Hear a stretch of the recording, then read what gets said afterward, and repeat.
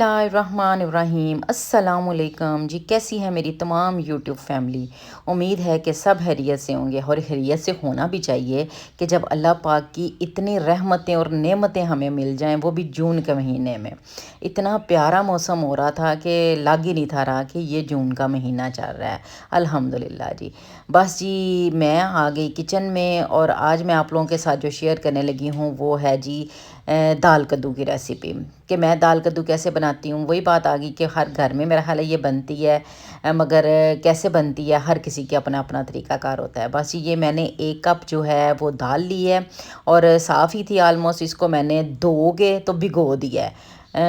ये देखें जी, ये जनाब आजकल छुट्टियां इंजॉय हो रही हैं और मुझे याद ही नहीं रहा कि मैं आप लोगों के साथ इसकी जिस दिन छुट्टियां हुई थी वो वाला क्लिप आप लोगों के साथ शेयर करूं। तो चले जी, इंशाल्लाह नेक्स्ट व्लॉग में ज़रूर शेयर करूंगी। बस ये मैं आ गई किचन में और मैंने तकरीबन दाल को मैंने 1 घंटा पहले भिगो दिया था। अगर 1 घंटा पहले आप भिगो देते हैं तो चूँकि मैं आज इसको बनाने लगी थी कच्ची हांडी में। तो कच्ची हांडी में ये होता है कि फिर बहुत ज़्यादा गर्मी भी ज़ाहिर है, जब चूल्हा जलता है तो घर में गर्मी हो जाती है। मौसम भले अच्छा हो मगर जब चूल्हा जलता है फिर वो गर्मी अपना आप दिखा देती है। तो आज बस मुझे हमेशा जो है वो दाल कद्दू दाल करेले ये कच्ची हांडी में अच्छे लगते हैं और मैं इनको कच्ची हांडी में ही बनाती हूँ। कभी कोई बड़ी एमरजेंसी ना हो तो मैं करूँगी, अदरवाइज़ मैं कच्ची हांडी में ही इनको बनाती हूँ। तो जी ये मैंने तकरीबन हाफ़ कप से थोड़ा सा ज़्यादा मैंने ऑयल डाला है और उसमें मैंने 2 मीडियम प्याज, छोटे या मीडियम से थोड़े छोटे ही थे, वो मैंने प्याज डाल दिए हैं। और मुझे कद्दू बिल्कुल याद नहीं रहा कि मैंने कद्दू भी निकालना है। तो बस ये मैं कद्दू निकाल के तो मैं इसको छीलने लगी हूँ। अच्छा, जब भी मैं कद्दू को जो काटती हूँ छीलती हूँ तो मैं मुसलसल जो है ना दरूद पाक पढ़ती रहती हूँ। अच्छा, उसकी क्या निस्बत आती है कि बचपन से हम लोगों को बताया गया है, हम लोगों को अम्मी अब्बू की तरफ से, खुसूसी मेरे अब्बू बताते होते थे कि कद्दू जो है वो हमारे नबी सल्लल्लाहु अलैहि वसल्लम की फ़ेवरेट सब्ज़ी है और आज हमें भी पता है, हम भी सुनते हैं। तो हमारे कह लें कि बल्कि उस दिन मेरी मेड कह रही है कि बाजी मेरे तो बच्चे कोई नहीं खाते कद्दू। तो मैंने उसे बताया, मैंने कहा हम लोग अपने बच्चों की कह लें जैसे गुट्टी में ये चीज़ डाल देते हैं, उनको बता देते हैं कि कद्दू जो है ना वो आप सल्लल्लाहु अलैहि वसल्लम की फ़ेवरेट सब्ज़ी है। तो इसलिए हमारे ख़ानदान में शायद ही कोई बच्चा होगा जो कद्दू ना खाता होगा, इसलिए हम कद्दू शरीफ को इस निस्बत से सुन्नत पूरी करते हैं और वाकई बहुत मज़ा आता है इसका। बस ये मेरा जो है प्याज हांडी में सिर्फ वो कहते हैं ना सेक लगन दी देर है फिर अन्नी पा लेंदी है। बस ये मैंने प्याज जब थोड़ा सा मेरा लाइट ब्राउन हुआ, बहुत बल्कि कलर ही सिर्फ इसने चेंज किया, तो मैंने इसमें टमाटर, लहसुन अदरक की पेस्ट, नमक, मिर्च, ज़ीरा पाउडर, हल्दी, ये सिर्फ मैंने इसमें मसाले डाले हैं। कोई ज़्यादा मसालों के साथ ये नहीं बनती है। बस ये इतने मसाले डाल के मैंने इसको थोड़ा मसाले को पकने के लिए रख दिया है कि गल जाए। और कच्ची हांडी में आप बिलीव करेंगे बहुत जल्दी मसाला गलता है। तो मैं बस इसको थोड़ा सा स्पैचुले के साथ, डोई के साथ ही इसको मैश करूँगी और भून लूँगी मसाले को। मसाले की जब मेरे भुनाई हो जाएगी तो मैं इसमें जो है कद्दू डाल दूँगी। अच्छा, कद्दू हमेशा काट के पानी में रख लें क्योंकि ये देखें ये फिर काला नहीं होता है। तो मैं इसको जो है इसमें डाल के 2-3 मिनट के लिए जस्ट इसको भूनूंगी कि ये थोड़ा सा नरम हो जाए। बस इतना मैं इसको करूँगी और फिर मैं इसको निकाल लूँगी। असल में वैसे इकट्ठा भी आप डाल सकते हैं मगर मुझे अच्छा लगता है कि थोड़ा मसाले में कद्दू जो है वो भुन जाए। अब चूँकि मैंने दाल डालनी थी और मैं दाल के साथ इसको नहीं डालूँगी कि दाल ने थोड़ा टाइम लेना होता है और कद्दू आजकल माशाल्लाह इतना प्यारा और नरम है कि वो फटाफट गल जाता है। तो बिल्कुल वो अंदर ये ना हो कि मैश हो जाए और बिल्कुल पेस्ट बन जाए। अगर ये दोनों चीज़ें इकट्ठी डाली जाएँ तो ये कद्दू बहुत ज़्यादा फिर जो है वो मैश हो जाता है। बस जी इसको निकाल के तो मैं जो है दाल को डाल के 1-2 मिनट के लिए दाल को भूनूंगी और बस इसमें पानी डाल दूंगी। अच्छा, अगर आपको पानी कम लगे या आपको दाल कच्ची लगे तो आप इसमें दोबारा जो डालेंगे वो ठंडा पानी डालेंगे। बहुत सारी चीज़ें ऐसी हैं जो ठंडे पानी से जल्दी गलती हैं और कुछ चीज़ें गर्म पानी से गलती हैं। जैसे चने वगैरह हैं वो गर्म पानी से गलते हैं, मगर चने की दाल जो है अगर ये गली नहीं है तो आप इसमें ठंडा पानी डालें और ये जल्दी गल जाएगी। ये मेरी सास के कुछ टिप्स हैं जो वाकई बहुत कमाल के रहे हैं और ऐसा होता है। तो बस ये जब मेरी तकरीबन हाफ़ डन होने पे आ गई दाल, मैंने इसको चेक किया तो ये हाफ़ डन हो गई थी, तो फिर इसमें मैंने कद्दू डाल दिया था। क्योंकि इतनी देर में, जितनी देर में अब दाल ने गलना था उतनी देर में ही कद्दू ने गल जाना था। अच्छा, अब मैं क्या करूँगी, मैं इसमें बहुत ज़्यादा चम्मच नहीं चलाऊँगी। ये देखें, मैं बिल्कुल सिर्फ इसको ऊपर बैलेंस करूँगी और मैं इसको ढक के तकरीबन 15 से 20 मिनट पकाऊंगी। 15 से 20 मिनट में ये बिल्कुल कद्दू गल जाएगा। अच्छा, इसको मैं मिक्स इसलिए नहीं करती कि नीचे जाके बिल्कुल इसका सीरा ना बन जाए। ये देखें, मैंने कोई चम्मच नहीं इसको चलाया, वैसे का वैसे ही मैंने दम रख दिया था। तो ये कद्दू और दाल दोनों चीज़ें मेरी माशाल्लाह बिल्कुल गल गई थी। और ये मैं थोड़ा सा कद्दू मोटा काटती हूँ, जो मैं इस दाल में डालती हूँ। जो वैसे पकाते हैं वो तो बिल्कुल, वो तो पेस्ट की सूरत में ही खाते हैं, बिल्कुल उसको मैश कर लेती हूँ। मगर ये वाला कद्दू जो है, दाल कद्दू, इसमें कद्दू थोड़ा मोटा मोटा ही अच्छा लगता है। फुल गला हो मगर थोड़ा मोटा मोटा हो।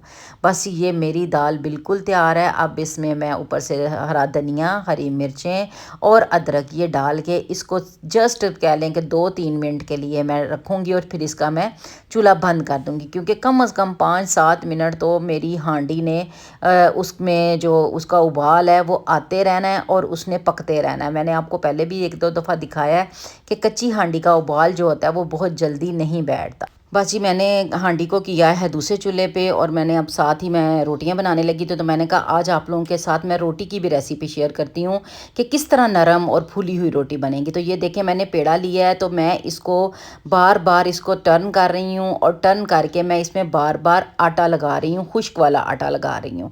अच्छा, उससे खुश्क आटा लगाने से क्या होता है कि आपकी रोटी फूली अंदर से जब वो पकने लगती है तो वो जो खुश्क आटा होता है वो गीले को अलग कर देता है और दोनों अलग अलग परतें कर देता है, उससे रोटी फूल जाती है। ये रीज़न होती है रोटी के फूलने की। बस पेड़ा आप अच्छा सा करें, आटा तो गूंदना ज़रूरी है अच्छा, मगर पेड़ा भी अच्छा सा करें। तो बस ये जब तवा जो है वो मेरा तप गया तो मैंने इसमें उसके ऊपर डाल दी रोटी। अच्छा, फौरी तौर पे आपने रोटी को पलटना नहीं है। ये थोड़ी सी देखें, कम से कम जो है 70% ये ऊपर से ड्राई होगी तो फिर मैं इसको पलटूंगी।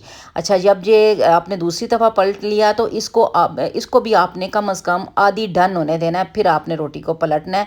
और जब आधी डन हो जाएगी तो आपने इसको पलट के 2-3 सेकंड के लिए जस्ट ये घुमाना है और फिर आपने सीधा कर लेना है। तो अब बार बार रोटी को नहीं छेड़ें। बार बार जब रोटी को छेड़ा जाता है तो वो इसी तरह होता है कि वो फूलती नहीं है। बस ये जब टर्न करके तो मैं थोड़ा सा तवा पीछे करके तो मैं रोटी को बनाती हूँ। ये देखें, अल्हम्दुलिल्लाह, मैं कहती हूँ इतनी खुशी होती है जब ये फूलती है, मगर बड़ा डर लगता है जब ये, मेरे तो अक्सर गर्मियों में हाथ जल जाते हैं सिर्फ इस रोटी की वो हवा पड़ने से।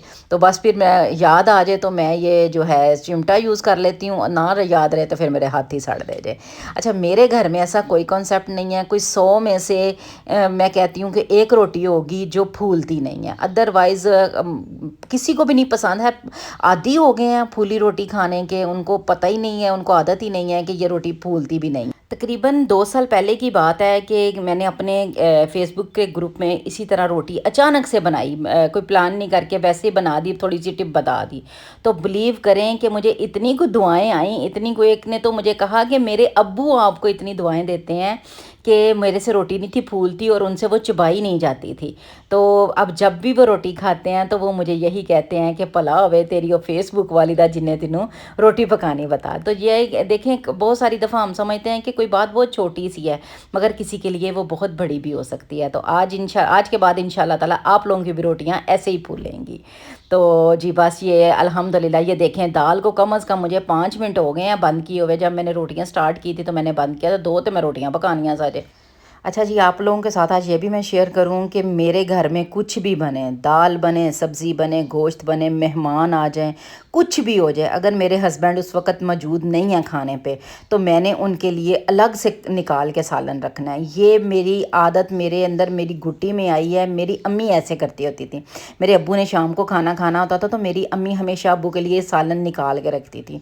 वो मुझे अपने अम्मी की ना बहुत प्यारी ये एक आदत लगती थी कि अच्छी बात है कि सारा दिन दिन एक शख्स मेहनत करके आ रहा है तो आप उसके लिए ताज़ी हांडी में से निकाल के रखें।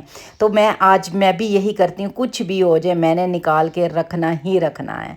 तो जी अल्हम्दुलिल्लाह मेरा खाना जो है वो देखिए कितना मज़े का, ये छोटी सी मैंने कढ़ाई में निकाला है। साथ मैंने दही रख ली थी, आपकी मर्ज़ी है आप साथ इसके ज़ीरे वाला रायता बना लें या पुदीने वाला बना लें, और सलाद तो इसके साथ मस्ट बनाएं, क्योंकि गर्मियों में सलाद जो है वो बहुत अच्छा लगता है और सेहत के लिए भी बहुत अच्छा है। अच्छा, मैं आप लोगों के साथ एक और बच्चों के हवाले से टिप शेयर करूं कि मैंने शुरू से अपने बच्चों को आदत डाली है कि दोपहर का खाना जो भी बनाया जाए, सब्ज़ी दाल गोश्त, देखें हर घर में हर तरह का खाना बनता है, दाल भी बनते हैं, आलू भी बनती हैं, गोश्त भी बनता है, चावल, मगर मैंने बच्चों को ऐसी आदत डाली है कि सुबह तो आपने ब्रेड अंडा खा लेना है, वो ठीक है, शाम को भी जो आपका दिल करता है मैं आपको कर दूँगी, मगर दोपहर का खाना आपने हर सूरत खाना है। बच्चों को जब तक हम रोटी सालन ये चावल और ये चीज़ें नहीं देंगे तो बच्चों में कहाँ, क्योंकि बच्चों को अब तो बहुत ज़्यादा आदत पड़ गई है बाहर से लेके खाने की, फ़ास्ट फूड की आदत पड़ गई है। तो मैं कुछ भी हो जाए मैं दोपहर के टाइम बच्चों को फ़ास्ट फूड नहीं देती हूँ। शाम को मैं घर में बर्गर बना दूँ, मैं कुछ कर दूँगी, मगर दोपहर का खाना हर सूरत वही बच्चों ने खाना है जो मैंने बनाया होना है, और वो मैंने हांडी ही बनानी है, दाल बनाऊँ, सब्ज़ी बनाऊँ, गोश्त बनाऊँ, कुछ भी बनाऊँ।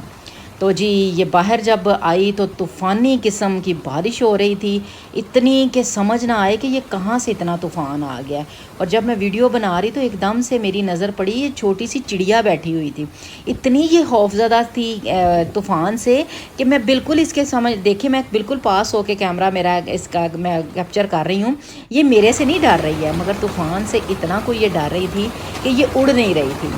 बस जी यहीं तक था आज का मेरा ब्लॉग। मैंने आपको मौसम भी दिखा दिया, आपको इतनी अच्छी रेसिपी भी दे दी। अगर आपको मेरी थोड़ी सी भी रेसिपी पसंद आए तो प्लीज़ सब्सक्राइब ज़रूर कीजिएगा, शेयर कीजिएगा, लाइक कीजिएगा, और अपनी दुआओं में बहुत सारा याद रखिएगा, और मौसम को, इतने प्यारे मौसम को साथ साथ इंजॉय कीजिए। अल्लाह हाफ़िज़।